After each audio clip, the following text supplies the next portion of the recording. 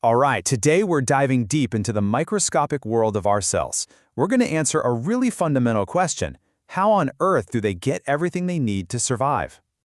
I mean, it's a pretty cool question when you think about it.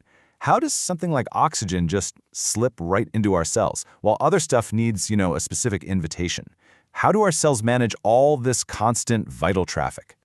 Well, the answer is all about this incredible structure, the cell membrane. And you've got to understand, this isn't just some boring wall. It's a super smart gatekeeper, and it's constantly deciding what gets in and what gets out, all to keep that perfect internal balance that keeps us alive.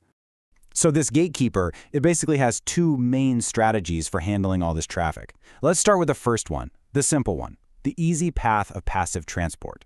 The absolute key thing to remember about passive transport is it costs the cell zero energy. Zilch, nada. It's all about things moving downhill, going from a place where there's a lot of stuff to a place where there's less. It's just the natural flow of things. The best analogy is just to think about people leaving a super crowded room, right? If you're packed in like sardines, you're naturally going to move towards the open space. You don't need anyone to pay you to do it. Molecules do the exact same thing. Now, passive transport isn't just one thing. It's kind of an umbrella term for three different ways this easy, no-energy movement can happen. Each one is perfect for different types of molecules. Okay, first up, we've got simple diffusion. This is the most basic of the bunch. It's perfect for tiny uncharged molecules like oxygen and carbon dioxide. This is literally how you breathe, how oxygen gets from your lungs to your blood, and how your cells get rid of waste CO2. Next on the list is osmosis. Now you can think of osmosis as a VIP version of diffusion. It's the exact same idea of moving from high to low concentration, but it's exclusively for water moving across that special cell membrane. And you've totally seen osmosis in action, probably without even realizing it. You water a plant, right? Its cells soak up that water, get all plump and turgid, and the plant stands up tall. Forget to water it, the cells lose water, they shrink, and the whole plant wilts. That's osmosis, right there in your living room. Okay, so what about the bigger stuff, like glucose, sugar? It's too big to just squeeze through the membrane on its own, so it needs a little help. That's where facilitated diffusion comes in. It uses these special protein channels that act like a tunnel or a private escort to get across. And the crucial part? It's still passive, no energy needed, because it's still just going with the flow. All right, so that was the easy path, right? The lazy river of cellular transport. But what happens when a cell needs to move something against the current? Well, for that, it needs a totally different strategy, the uphill battle of active transport.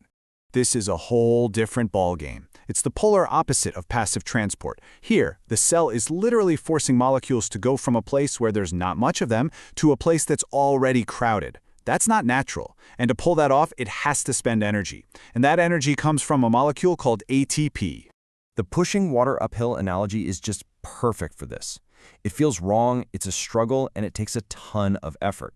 That's exactly what a cell is doing when it uses active transport. It's putting in the work and spending its energy to pump things where they don't naturally want to go. So what are the telltale signs of active transport? Well, first and foremost, it absolutely chugs ATP. It also uses special carrier proteins that act more like dedicated pumps. These pumps are super specific about what they move. And, maybe surprisingly, because it's a powered, dedicated system, it can actually be faster than passive transport. So you might be asking, why would a cell bother spending all this precious energy? Well, because it's absolutely vital for survival. A plant's roots have to actively pull in minerals from the soil, even if there's already more of those minerals inside the root. And same for you. After you eat, your intestines use active transport to grab every last bit of useful glucose from your food. Okay, we've met the two main players on the field. Now, let's put them head-to-head. The showdown, passive versus active. This is where it all comes together. Looking at them side by side like this, man, it just makes everything click into place, doesn't it? On one hand, passive transport. It's effortless, it's downhill, no ATP required. On the other hand, active transport. It's all about effort, it's uphill, and it absolutely needs that ATP to work. Okay, this has been a lot of microscopic stuff, I get it. But let's bring it back to the real world. Why does any of this actually matter to you? Because your body is using both of these methods, right now, every single second of the day. You know that breath you just took? That simple, automatic thing you do all day? That's passive transport. That's pure and simple diffusion, getting that essential oxygen into your body. And that glass of water you had earlier to hydrate? Yep, that's your cells using osmosis, another type of passive transport, to soak up that water and keep everything running smoothly. But how about the nutrients from your lunch? To get all that good stuff into your system, your body has to work for it. It uses active transport to pump those sugars and minerals into your blood so you don't miss out. So you see, these two processes, one that's all about going with the flow and another that's all about putting in the work, they're a team.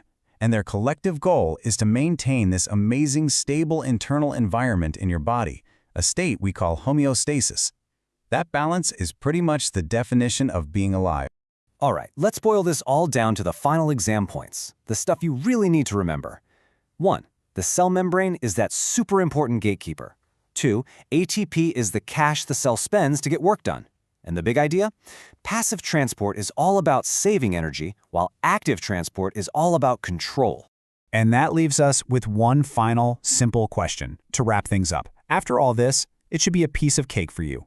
Which process needs to spend that special energy currency, ATP, to get the job done?